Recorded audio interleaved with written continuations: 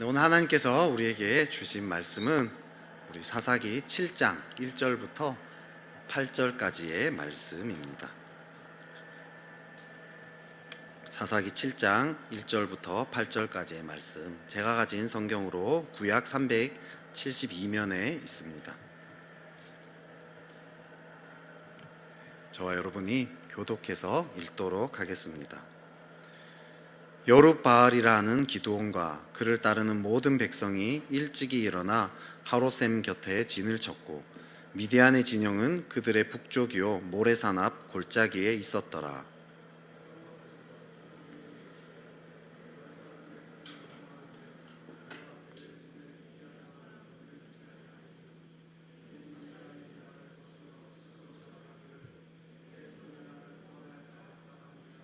이제 너는 백성의 귀에 외쳐 이르기를 누구든지 두려워 떠는 자는 길르앗산을 떠나 돌아가라 하라 하시니 이에 돌아간 백성이 22,000명이요 남은 자가 10,000명이었더라.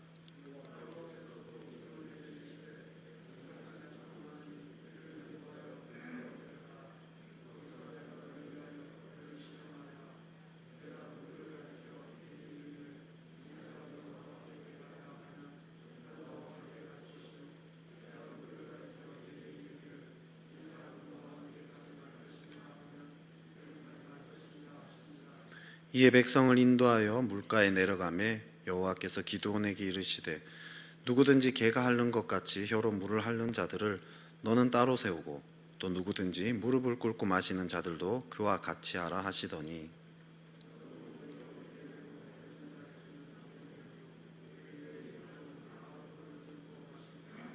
여호와께서 기드온에게 이르시되 내가 이 물을 핥아 먹은 300명으로 너희를 구원하며 미디안을 내 손에 넘겨주리니 남은 백성은 각각 자기의 처소로 돌아갈 것이니라 하시니 이에 백성이 양식과 나팔을 손에 든지라.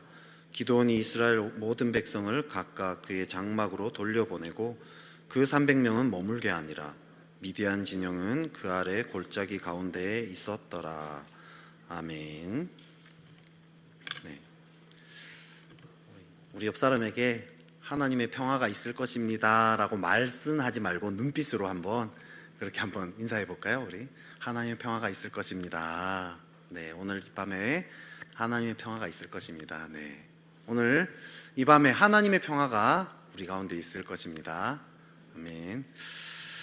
네, 아이들을 키우다 보면 아이들을 혼낼 때가 있죠. 네, 지금은 이제 그래도 말로 이렇게 하면 다 되지만 어릴 때는 말만으로 안 될 때가 참 많이 있습니다. 지난주에 이제 우리 목사님께서 설교 때 회초리에 대한 얘기도 잠시 하시지 않았습니까? 저희 집에는 이 회초리보다 좀 더 잘 통하는 게 손 들고 벌을 세우는 거, 이게 좀 더 잘 통했습니다. 지금은 잘 안 그러지만 이 몇 년 전만 해도 로이가 누나들한테 이 발차기를 했어요. 그러면 이제 손 들고 벌을 서겠죠. 네. 벌을 세울 때 제 목표가 무엇이겠습니까? 로이가 이제 다른 사람들한테 폭력을 쓰지 않는 거, 이게 저의 목표입니다. 다른 사람들한테 아무리 마음이 상하고 화가 나더라도 폭력으로 해결하지 않게 하는 거, 이게 저의 목표입니다. 근데 로이의 목표는 또 달라요. 로이는 뭐가 목표일까요? 벌을 썼을 때 어찌하든지 팔을 빨리 내리는 거, 이게 로이의 목표입니다. 폭력은 나쁜 거구나, 다시는 폭력을 하지 말아야지, 이런 생각 절대 안 합니다. 손을 들자마자 물어보죠. 언제까지 들어야 돼? 바로 물어봐요. 아빠 죄송해요, 누나 미안해, 영혼 안 담긴 이 말을 한마디 하고 빨리 팔을 내리려고 꼼수를 쓰는 거죠. 근데 여러분, 로이 인생 전체를 봤을 때 뭐가 더 도움이 되겠습니까? 로이는 지금 당장 팔만 내리면 행복할 거라고 생각합니다. 하지만 정말로 행복하려면 폭력이 나쁜 것임을 깨닫고 폭력을 버려야 하는 거죠. 그래야지 로이의 진짜 삶이 행복할 수 있습니다. 아빠가 로이한테 물어보죠. 이게 벌 쏘고 있을 때 물어봅니다. 왜 누나 때렸니? 누나 장난감 가지고 놀려고 했는데 누나가 못 가지고 놀게 했어. 아, 그렇구나. 로이 많이 속상했겠네. 그래도 로이야, 때리는 건 잘못한 거야. 말로 해야 돼. 응, 앞으로는 말로 할게. 팔을 내립니다. 아빠가 이제 로이를 꼭 안아주죠. 잠시 후에 이제 로이가 마음이 좀 풀어지고 거실로 갑니다. 누나가 누워서 책을 보고 있습니다. 누나, 나 여기서 놀 거야, 좀 비켜줘. 누나는 먼저 누워 있었기 때문에 비킬 이유가 없습니다. 계속 책을 보죠. 로이는 또 발로 찹니다. 또 손 들고 벌을 섭니다. 계속 반복이 돼요. 무한 반복입니다. 이때만 해도 로이는 폭력이 잘못이라는 것을 잘 몰라요. 하지만 계속 반복했더니 많이 좋아졌습니다. 이제는 잘 안 그럽니다. 왜 그렇죠? 엄마 아빠가 계속 가르쳤기 때문입니다. 우리 인생도 마찬가지입니다. 하나님은요, 계속해서 우리에게 가르치십니다. 중요한 것을 계속 가르쳐요. 문제는 우리가 잘 모릅니다. 하나님은 폭력이 해롭다는 것을 우리에게 계속 가르치는데 우리는 자꾸 팔만 내리려고 합니다. 당장의 고통만 피하려고 합니다. 하나님의 목표랑 내 목표가 다른 거죠. 그래서 우리는 자꾸 벌을 서야 합니다. 힘들어요. 고달픕니다. 인생의 이 고통, 인생의 이 실패는 여러 가지 이유가 있지만 또 한 가지 중요한 이유는 하나님이 우리에게 가르쳐 주려는 것을 배우지 못하는 데서 오기도 한다는 거죠. 인생의 실패는 우리가 부족해서가 아닙니다. 사실 우리는 늘 부족합니다. 로이가 아무리 탁월하고 뛰어나다 해도 폭력이 나쁘다라는 것을 배우지 못하면 계속해서 벌 써야 돼요.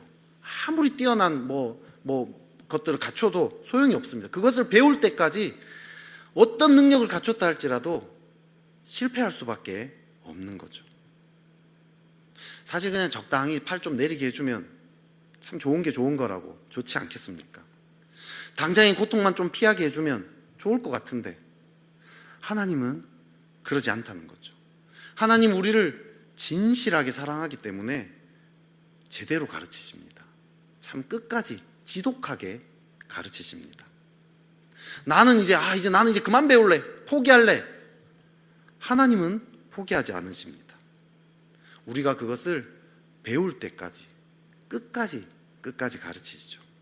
무한반복입니다. 로이가 하지만 시간이 지나니까 폭력을 멈춘 것처럼 우리도 점점 배우게 된다는 거죠. 그러면 좋은 방법이 하나 있습니다. 어떤 방법입니까? 하나님이 우리에게 가르쳐 주실 때 빨리 배우면 되는 거죠. 빨리 습득하면 벌 안 써도 되지 않겠습니까? 인생이 덜 고달프게 되는 거죠. 그러면 하나님이 우리에게 가르쳐주고 싶어하는 게 도대체 무엇입니까? 오늘 본문은요, 기드온과 이스라엘 백성에게 하나님이 가르쳐주고자 하는 게 나옵니다. 이 내용은요, 기드온과 이스라엘 백성에게만 해당하는 게 아니에요. 이 내용은요, 온 인류가 다 배워야 하는 중요한 메시지입니다. 이 교훈을 빨리 배우는 게 우리 인생이 덜 고달플 수 있는 비결입니다. 그럼 그게 무엇일까요? 우리 2절을 같이 한번 살펴볼까요? 2절에 그 내용이 나오고 있습니다. 우리 2절을 같이 읽겠습니다. 시작. 여호와께서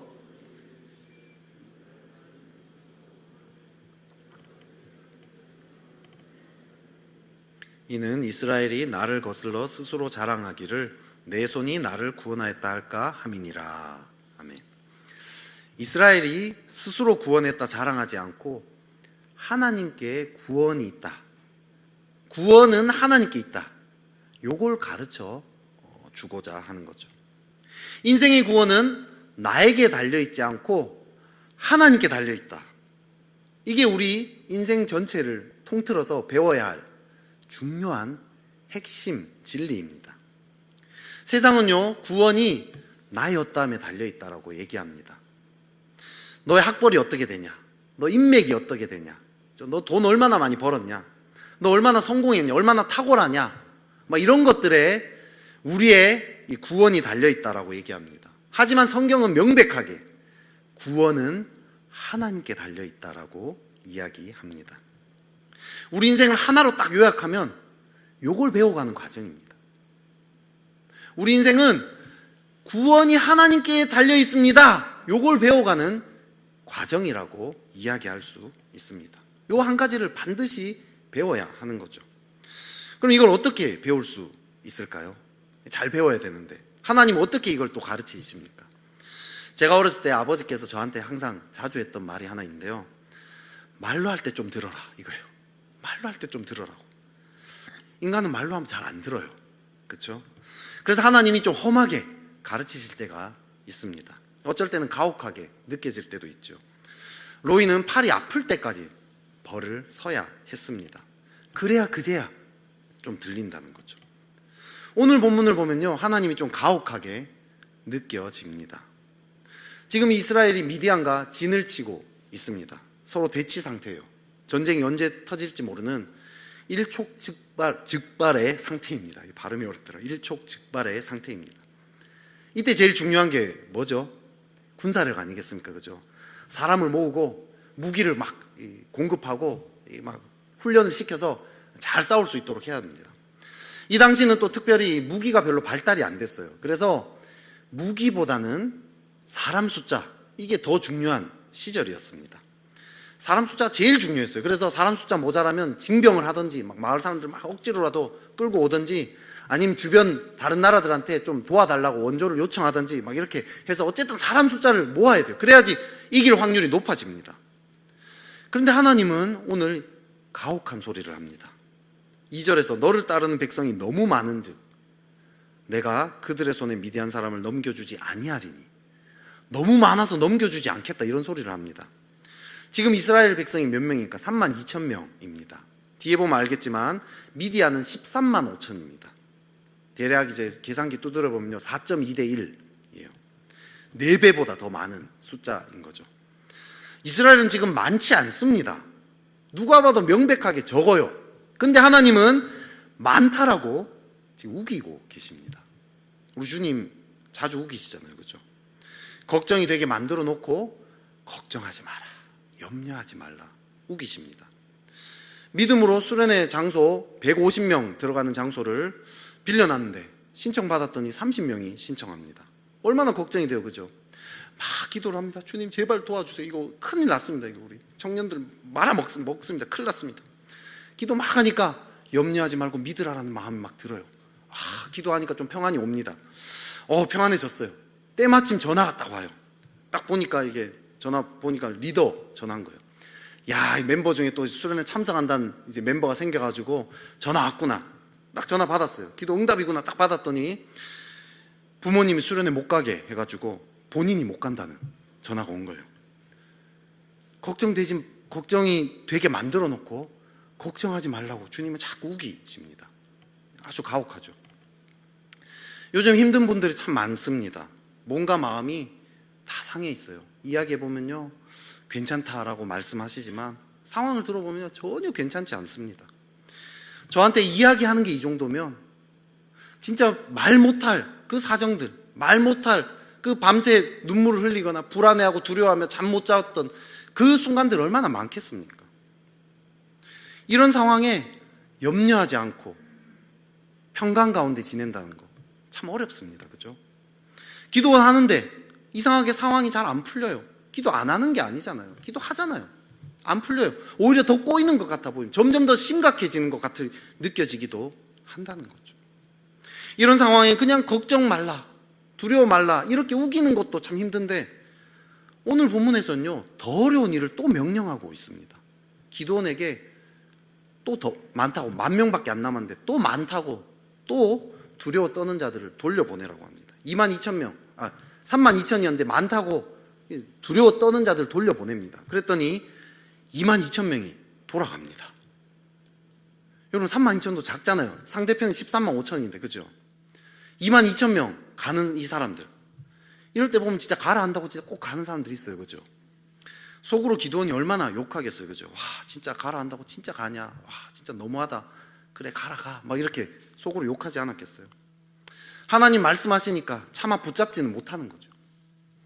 그래서 10,000명만 남습니다. 이제 몇 대 몇입니까? 13.5대 1 그죠? 0.5 빼고 13대 1. 여러분 13명이랑 붙으면 이길 수 있습니까? 한 명이 13명이랑 싸우는 걸 뭐라고 표현합니까? 전문 용어로 다구리라고 합니다. 집단 구타 이렇게 표현하죠. 이건 싸움이 아니에요. 싸움 아니에요. 일방적으로 그냥 당하는 거예요. 13명이랑 어떻게 혼자서 이깁니까?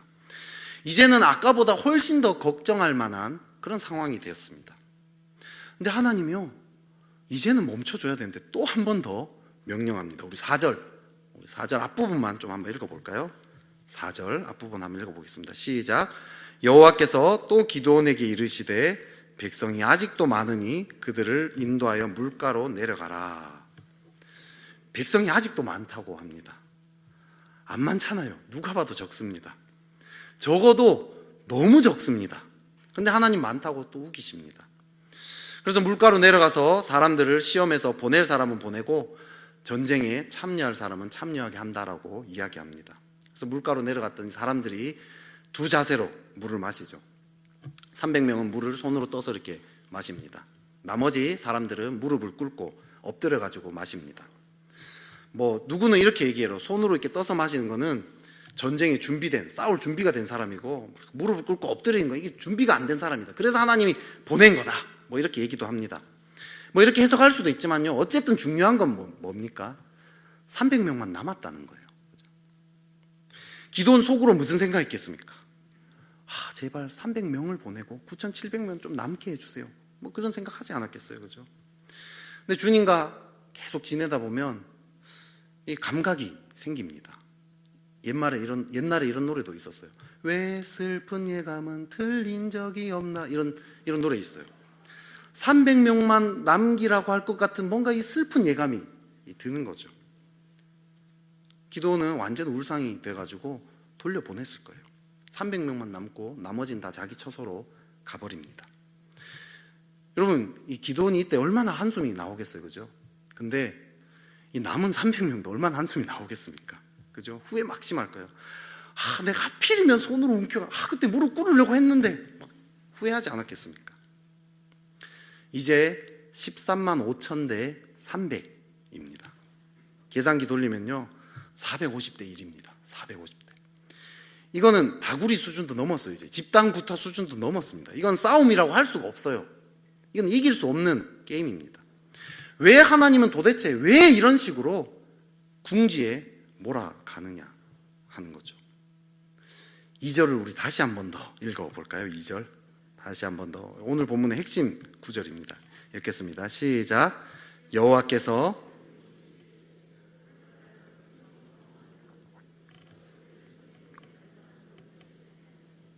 이는 이스라엘이 나를 거슬러 스스로 자랑하기를 내 손이 나를 구원하였다 할까 함이니라.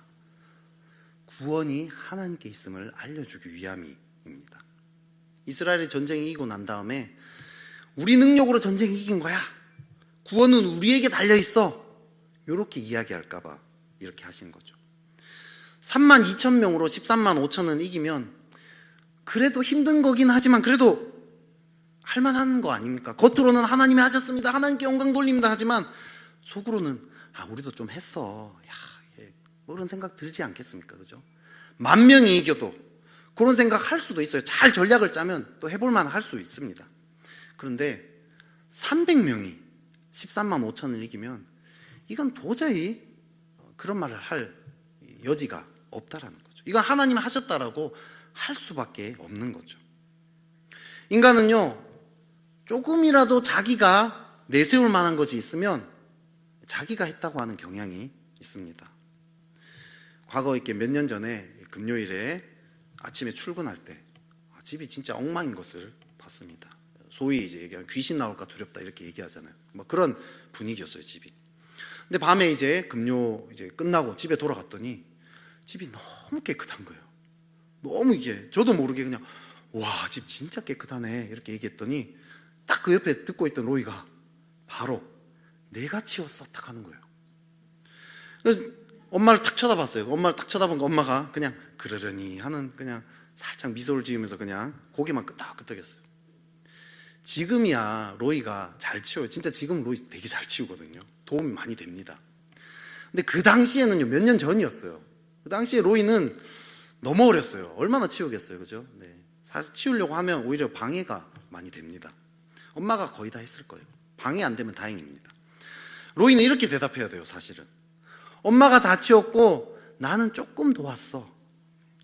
양심이 존재한다면 로이랑 엄마랑 같이 치워서 이 정도는 얘기를 해야 된다는 거죠.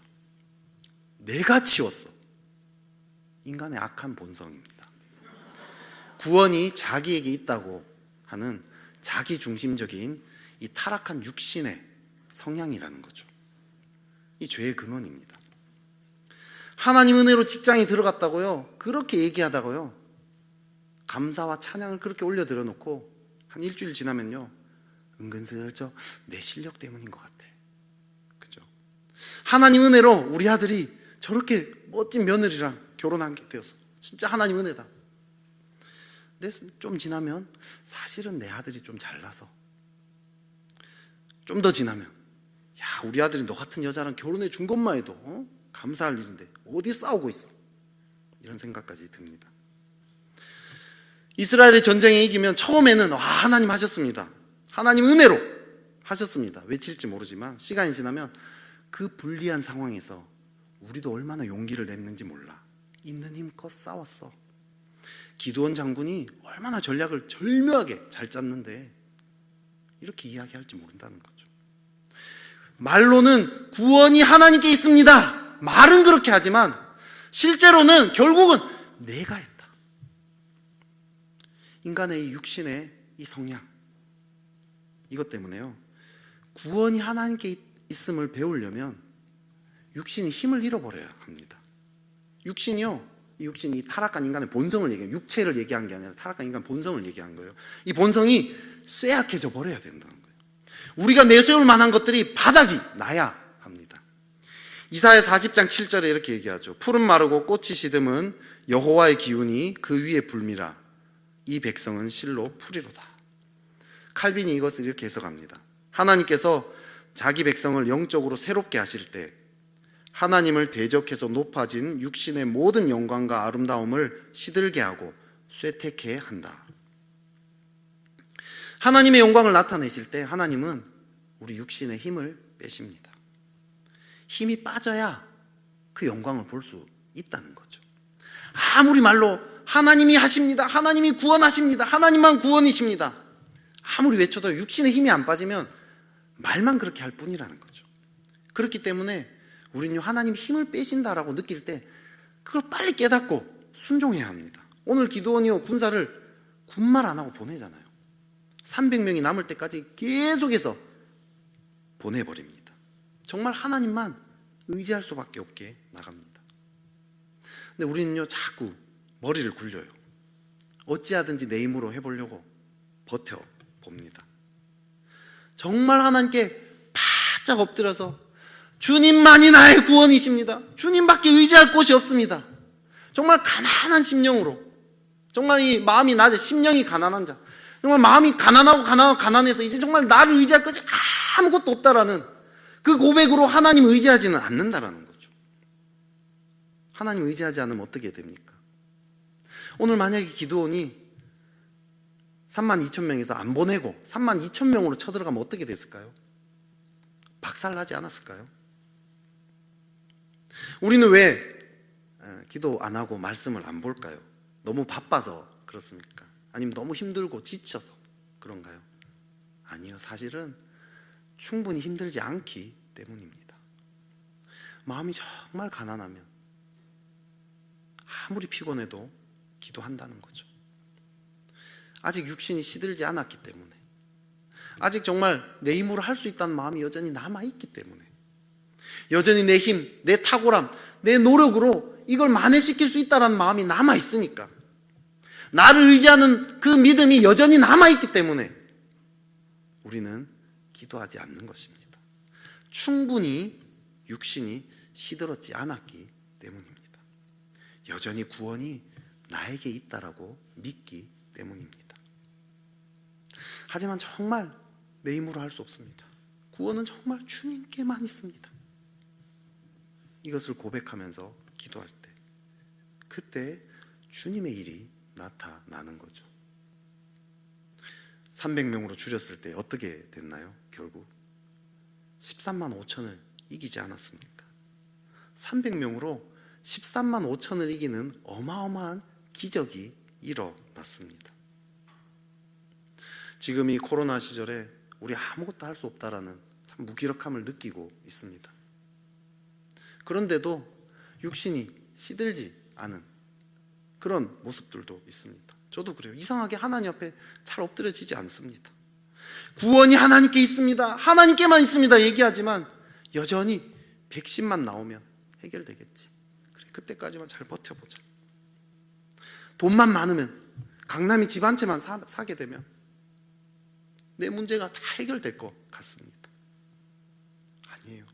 궁극적인 해결은 하나님께 엎드리는 것, 정말 다 내려놓고 정말 주님, 당신 외에는 내 도움이 없습니다, 그 고백에서 나타납니다. 여전히 내가 할 수 있다라는 그 육신의 타락한 본성, 내 힘으로 할 수 있다는 이것이 말씀과 기도로 말미암아 시들시들해져야 됩니다. 시들시들해져서 완전히 사라져야 됩니다. 그리고 오직 하나님 앞에 완전히 엎드려져야 합니다. 그러면요, 하나님의 놀라운 기적이 나타납니다. 300명으로 13만 5천을 이기는 그런 일들이 나타납니다. 여러분, 지금 우리의 삶에 그런 기적들이 필요한 그런 시절 아닙니까? 주님은요, 그 기적을 일으키기를 우리보다 다 더 원하십니다. 우리 육신이 시들어져서 하나님 앞에 엎드려질 때, 그때 하나님 일들이 나타날 것입니다. 그런데 우리에게 또 한 가지 의문이 하나 있어요. 아무리 하나님의 그 영광을 나타내고자 하지만 그래도 좀 너무하다는 생각이 들지 않습니까? 꼭 이렇게 극단적으로까지 가야 되나? 이런 마음이 있습니다. 하나님이 너무 내 삶을 극단적으로 몰아가는 것 같아서 서운할 때 있지 않습니까? 원망스러울 때가 있지 않습니까? 사실 이 여호수아가 이 가나안 땅 처음에 정복할 때는 이 정도는 아니었잖아요, 그죠? 이스라엘 군사력이 좀 부족했지만 오늘처럼 이렇게 극단적으로 몰아가지는 않았습니다. 심지어 아이성 전투 때는 어땠어요? 야, 군사력이 더 뛰어나가지고 우리 2, 3천만 보내자, 이렇게 할 정도였잖아요. 여유가 있었어요. 쉬엄쉬엄 하셨습니다. 그런데 또 반면에 또 가만 생각해 보면 출애굽 당시에는 어땠습니까? 앞은 홍해, 뒤는 애국 군대. 정말 극단적인 상황이었습니다. 왜 어쩔 때는 극단적으로 몰아가고 어쩔 때는 쉬엄쉬엄 하십니까? 그죠? 똑같이 하나님 섬기는데 어떤 사람은 쉬엄쉬엄 하는 것 같은데 왜 나는 이렇게 극단적으로 몰아가십니까? 아니, 과거에는 좀 쉽게 갔던 것 같은데 왜 지금 왜 이렇게 어렵게 극단적으로 몰아가십니까?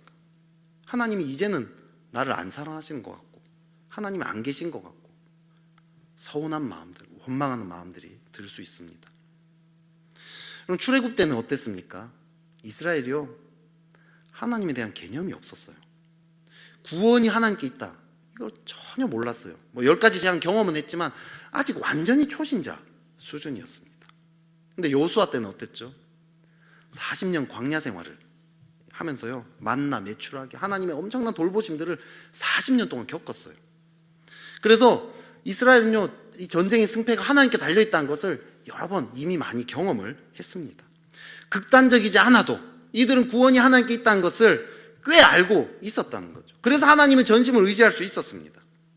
근데 지금 오늘의 이스라엘은요, 출애굽 때만큼이나 지금 하나님에 대한 개념이 없어졌어요.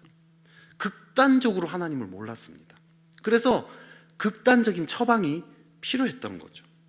이 정도로 극단적이지 않으면 도무지 하나님을 알 수 없을 정도로 지금 영적으로 너무나 완전히 망가져 있었던 시절입니다.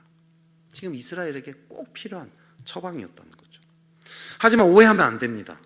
그럼 영적으로 망가지면 무조건 극단적으로 처방해야 되는가? 아니에요. 감당할 만한 준비가 되었기 때문에 하신 겁니다. 여러분, 극단적인 상황이 닥치면 하나님 의지하기가 쉽습니까? 아니면 절망하고 낙심하기가 쉽습니까? 절망하기 더 쉬운 게 우리 인간 본성 아닙니까? 근데 오늘 이스라엘 백성은요, 낙심하지 않았어요. 왜 그렇습니까? 기드온이 존재했기 때문입니다. 좌절하지 않고 믿음으로 나아갈 수 있었던 기드온이 존재했기 때문에, 기드온이 준비되었기 때문에 가능했던 거죠. 출애굽 때도요, 모세가 준비되어 있었습니다. 믿음으로 부딪힐 준비가 되어 있었다는 거죠. 하나님 보시기에는 감당할 준비가 지금 되어 있었어요. 극단적인 것 같아 보이지만 충분히 이것을 감당할 만큼 이스라엘이 준비되어 있었다고 믿었기 때문에 하나님은 이런 일을 허락하셨습니다. 하나님 인격적인 분입니다. 아무에게나 육신을 마구마구 막 시들게 하지 않습니다. 아무 시험을 하시지 않습니다. 준비되었기 때문입니다. 너 믿음 없네? 너 극단적인 처방이 좀 필요하겠는데 너 암 좀 걸려봐라. 야, 너 아들 마약까지 하면 너 좀 제대로 좀 되겠다. 이런 식으로 하지 않는다는 거예요. 고린도전서 10장 13절, 사람이 감당할 시험 밖에는 너희가 당한 것이 없나니 오직 하나님은 미쁘사 너희가 감당하지 못할 시험 당함을 허락하지 아니하시고 시험 당할 즈음에 또한 피할 길을 내사 너희로 능히 감당하게 하시느니라. 아멘. 너희로 능히 감당하게 하시느니라. 감당하지 못할 시험 당함을 허락하지 아니하신다라고 말씀하십니다. 감당할 만한 준비가 되었다고 여기기 때문에 그런 시험이 우리에게 온다는 거예요. 우리는요, 그렇기 때문에 힘들다고 낙심하거나 절망하면 안 됩니다. 우리 삶에 아무리 힘든 일이 있다 할지라도 그거는 능히 감당할 만한 일이라는 거예요. 주님 보시기엔 충분한 일이라는 거예요. 오늘 300명까지 줄인 일, 그것은요 능히 감당할 만한 일이었다는 거예요. 하나님의 최선입니다.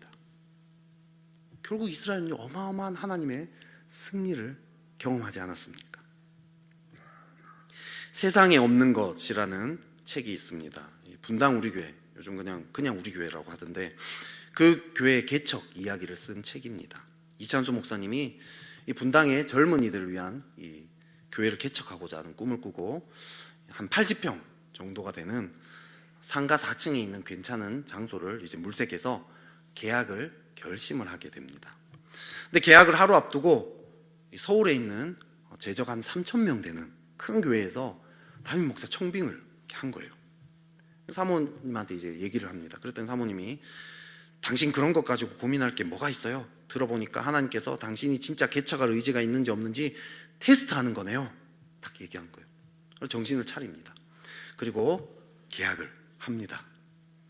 잔금을 이제 치르려고 은행에서 차례를 기다리고 계약을 하고 이제 얼마 지나서 잔금을 치르려고 하는 거죠. 근데 갑자기 전화가 오는 거예요. 인근에 있는 다른 교회 목사가 전화를 합니다. 이렇게 얘기해요. 이 목사님 여기에 못 오십니다. 그래서 이찬수 목사님 그 목사님을 찾아갑니다. 큰 교회 부목사로 계시던 분이 여기 들어오시면 우리 다 죽습니다. 여기 오시면 안 됩니다. 이렇게 완강하게 반대를 합니다. 그래서 이찬수 목사님 얘기하죠. 이미 1,000만 원 지금 계약을 했고 그러니까 2년만 목회하고 떠나겠습니다. 간판도 안 달겠습니다. 홍보도 안 하겠습니다. 제발 2년만 좀 하게 해주십시오. 근데 허락할 수 없다라고 계속 얘기합니다. 얼마나 답답하겠어요, 그죠? 그래서 막 힘들게 밤에 이제 혼자 이제 막 이렇게 하고 있는데 다음날 아침에 갑자기 이제 말씀이 지나갑니다. 에서가 떠오릅니다. 에서가 어떠죠? 내가 지금 굶어 죽게 되었는데 장자 명분이 무슨 소용이냐 하면서 팥죽 한 그릇에 이 장자의 명분을 팔지 않습니까? 밥 한 그릇 안 먹어도 사실 굶어 죽지 않습니다. 그렇죠? 좀 배고픈 정도예요. 그렇죠? 근데 그걸 너무 지나치게 과장하고 막 현실을 왜곡되게 생각하는 그 에서가 본인 모습 같게 느껴졌다는 거죠. 이 건물 놓쳐도 사역할 곳은 정말 많은데 내가 여기 아니면 안 될 것처럼 막 이게 두려워하고 있었다는 걸 깨닫습니다. 그리고 또 이삭도 떠오릅니다. 우물을 팠더니 주변에서 시비를 걸어요. 그래서 그 우물 내줍니다. 딴 데 가서 또 우물 팝니다. 또 시비를 걸어요. 또 그 우물 또 내줍니다. 결국 그 성경 인물들이 떠오르면서 이분이 포기를 합니다. 1,000만 원의 손해를 보고요. 장소를 포기하고요. 인테리어 업자들한테 사죄하면서 공사를 취소시킵니다. 다른 장소를 물색합니다. 그래서 또 다른 장소를 또 컨택을 했는데 또 주변 교회의 반대로 또 못 들어갑니다. 이렇게 얘기합니다. 두 번째 포기를 하고 나니 정말 눈앞이 깜깜하고 아무것도 보이지 않았다. 개척 멤버들의 낙심도 이만저만이 아니었고 나 또한 그들을 볼 낯이 없었다. 이렇게 얘기합니다. 그런 가운데 학교 강당을 빌려야 되겠다라는 생각이 딱 어느 날 갑자기 스치고 지나갑니다. 그 송림중학교 중고등학교가 있는데 거기 학교가 이제 강당을 새로 지어서 이전을 했고요. 거기 또 예배당이 아주 잘 꾸며졌다고 합니다. 그리고 담당자랑 이제 만나가지고 이야기를 했는데, 듣고 있던 다른 이 실무 담당자가 고개를 갸우뚱하더니 씩 웃으면서 이렇게 얘기합니다. 그렇지 않아도 한 달 전쯤부터 실장님이 저희 직원들에게 몇 번이나 이런 말씀을 하셨거든요. 이찬수 목사님 같은 분이 여기에 와서 목회를 하면 잘할 텐데. 그래가지고 이 얘기를 들으면서 얼마나 이렇게 막 가슴이 뛰었겠습니까? 이런 생각이 들었답니다. 그 상가 건물에서의 일들은 하나님의 테스트였구나. 담당자가 좋은 쪽으로 검토하겠다라고 이야기를 합니다. 그래서 막 확신과 담대함이 생깁니다. 이제 되겠구나. 내가 지난번 건물에 인테리어 하라고 작업 지시를 했다면 송림 중고등학교라는 이름은 영영 들을 기회가 없었을 거다. 하나님이 내게 주신 선물이 아니고 무엇이랴. 확신에 차서 기도합니다. 그런데 그럼 당장 허락이 떨어져야 되는데 또 4개월을 기다리게 합니다. 4개월이 지나서 허락이 떨어졌다라고 얘기합니다. 4개월을 기다리면서요, 이렇게 표현합니다. 학교 측에서도 그만한 사정이 있었겠지만 처벌을 기다리듯 목을 메고 있는 우리 입장에서는 정말 피를 말리는 일이었다. 그 4개월 사이에요, 다른 대안학교 좀 연결이 돼가지고 2개월 동안 주일 예배를 드릴 수 있게 되는 그런 일도 있었고요. 기다리다가 또 다른 어떤 교회랑 계약을 할 뻔한 그런 일도 있었고요. 이런 피 말리는 우여곡절 끝에 결국 송림 중고등학교랑 계약을 맺게 됩니다. 그리고 이렇게 고백합니다. 이것은 정말 한편의 드라마였다. 지금도 그때 일을 생각만 하면 가슴이 뜨거워진다. 눈시울이 붉어진다. 어떻게 이런 일이 가능하다는 말인가? 성사될 확률이 1%도 없었던 일이 기적처럼 일어난 것이다. 그래서 이렇게 고백할 수밖에 없었다. 전적인 하나님의 은혜였습니다. 그리고 또 이렇게 얘기합니다. 깨닫고 보니 바로 그 시간이 기도와 숙성의 시간이었다. 개척의 목적을 되짚어보고 교회의 사명을 재차 붙드는 시간이 된 것이다. 이 모든 과정을 통해서 교회 개척이 철저하게 하나님의 이름을 알게 하셨다. 이렇게 얘기합니다.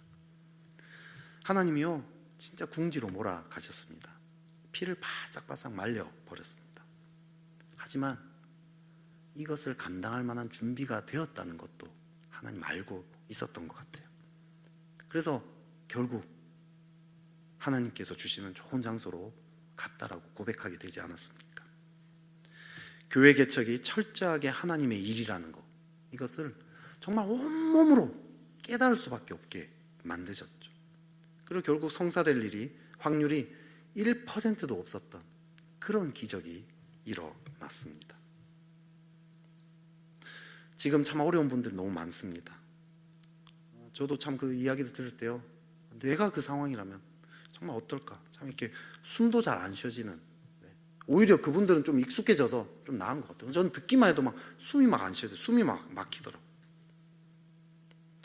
하지만 확실한 거 하나 있습니다. 감당하지 못할 시험 당함을 허락하지 않으십니다. 너희로 능히 감당하게 하십니다. 내가 감당하지 못할, 내가 너무 믿음이 없는 것 같나요? 그러면요, 주변 사람들을 통해서요 계속 믿음을 주실 거예요. 그럴 준비가 됐다라고 주님은 지금 믿고 계십니다. 실제로 그렇다는 거죠. 분명히 그 일은 넘어가게 될 것입니다. 그나마 있던 32,000명, 그것조차 지금 300명이 되는 것 같이 느껴지는 분이 있습니까? 그나마 그래도 내가 이거라도 이제인데 이제 이것조차 없어지는 것 같은, 더 이상 소망이 없어 보이는 것. 이제 하나님의 기적이 나타날 때입니다. 하나님 앞에 엎드립시다. 구원이 하나님께만 있습니다. 기도하며 나아가 봅시다. 하루 만에 안 되면요, 이틀, 3일, 한 달, 1년이고 기도해 봅시다. 하나님이요, 돌파구 열어주세요. 반드시 열어주십니다. 하나님 반드시 응답하십니다. 지금 300만밖에 없게 느껴진다는 것은 이제 곧 13만 5천 원을 무너뜨리는 승리가 눈앞에 두고 있다는 뜻입니다. 하나님이 그 일을 이루실 것입니다. 그렇게 되는 저와 여러분 되기를 축복합니다.